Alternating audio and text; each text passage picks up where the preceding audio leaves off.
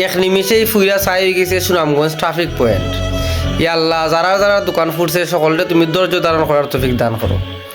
আর শুধু দোকানগুলা ফুটছে না, ফুটছে অনেক মানুষের স্বপ্ন। ও দোকান হলতে লইয়া অনেক অনেক মানুষের স্বপ্ন আছিল, যারার দোকান আছিল সব কিছু তারার মাটির সাথে মিশে গেছে। ইয়া আল্লাহ, তুমি তো উত্তম পরিকল্পনাকারী। তুমি চাইলে আল্লাহ তারারে আবার নতুন হইলে আবার সব কিছু ঠিক করে দিতে পারো। আসলে আল্লাহ যা করুন বান্দার পালার লাগেও করুন।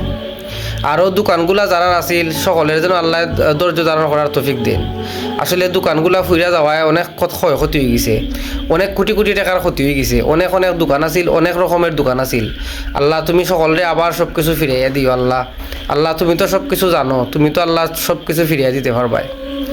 আর ওখানেও অনেক মানুষে অনেক হেল্প করছে, অনেক মানুষে অনেক কিছু করছে। সকলরে অনেক অনেক ধন্যবাদ।